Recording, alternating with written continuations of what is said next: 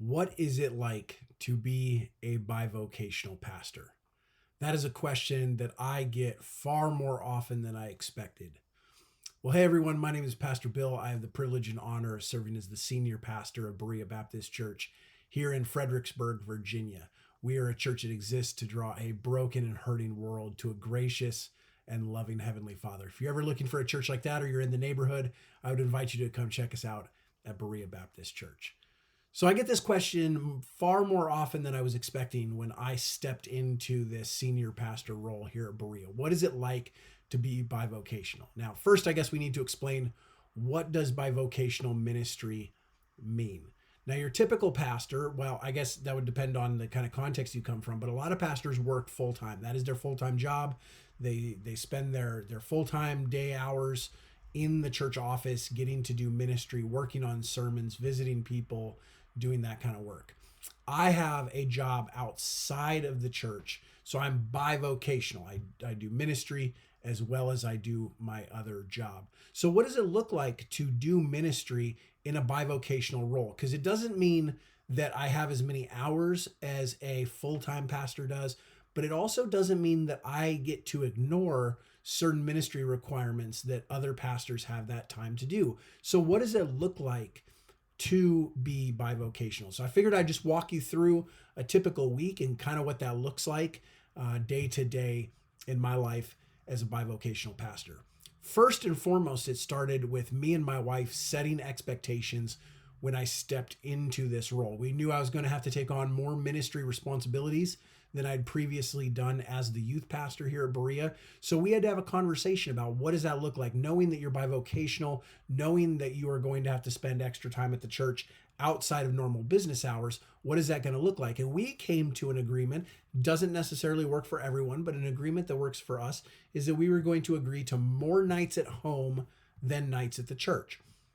What that means is that I spend 3 evenings a week at the church, 4 evenings at home. So typically Mondays, I get up, I go to work, I do my normal job, and then Monday evenings is a night that I'm here at the church. I do things like counselings.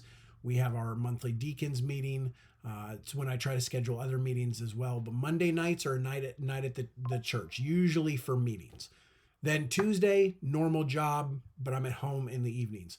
Wednesday night is our family ministry night. So again, normal day job, 9 to 5 day job, come and do family ministry, teach. We also have our staff meetings every other Wednesday. So that's a time that I'll meet with the other staff members and leaders.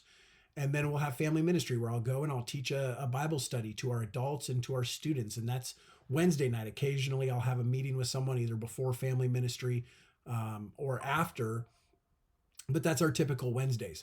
Then Thursday, again, normal day of work. And then Thursday nights is another night at the church. Typically Thursday nights, what I've started to do is Thursday nights is kind of focused towards getting started in my sermon prep. I've been studying the passage all week. Thursday nights is kind of the first night that I sit down and I start to put words on paper, as well as develop the bulletin for that Sunday. Friday, I go, I work, and then Friday's another night at home with the family. Now, because I don't have the luxury of being full-time, because I'm bivocational, whereas a lot of full-time pastors, they'll work 5 days a week and then they'll have Saturdays as an off day to spend with family. We know that Saturdays, more often than not, are going to be just like it is. I'm recording this on a Saturday afternoon here in my office at the church. And that's what Saturdays normally look like. Is I come to the church, I work on the sermon, I work on the stuff I need to get done for Sunday. And then as soon as I'm done, I get home as early as I can. But some Saturdays, that's a little bit later than normal, or a little bit closer to that time of when we've kind of set as the cutoff to start our evening.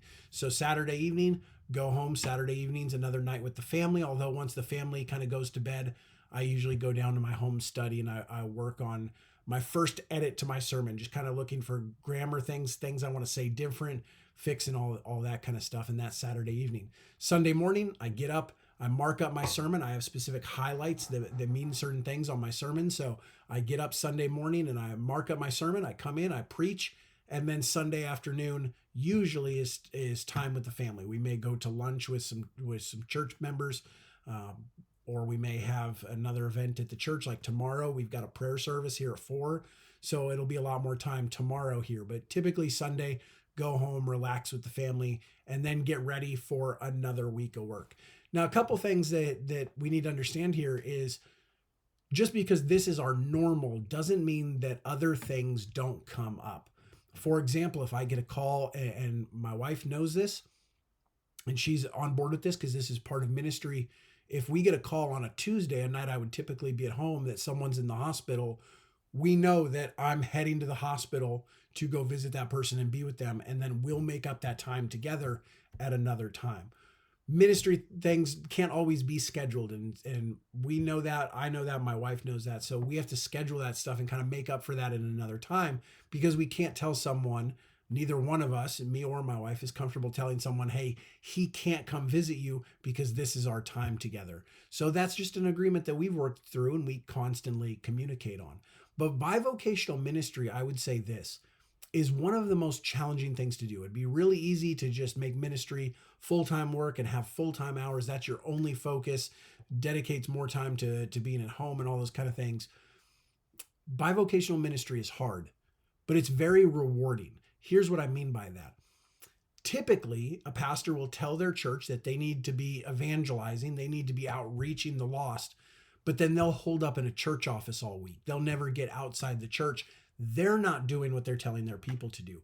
By having a job outside the church in another form or fashion, not only frees up some financial availability for the church to do a little bit more, but it puts me out in a place where I can have gospel conversations with people. So while bivocational ministry is extremely difficult and it's probably harder on families, I think it's extremely rewarding to be able to say, look, the same things I'm asking you to do are the same things that I'm doing. So that's what bivocational ministry looks like in my life. If you'd like a little more specific of a look, maybe a day-by-day walkthrough, I've seen some pastors do that, let me know. But I believe bivocational ministry not only is the right choice for many churches, I believe it's going to be the choice for many churches into the future, to be able to free up our ability to continue to do missions correctly, but also having the pastor have that ability to be out and have those same conversations that we're asking our people to.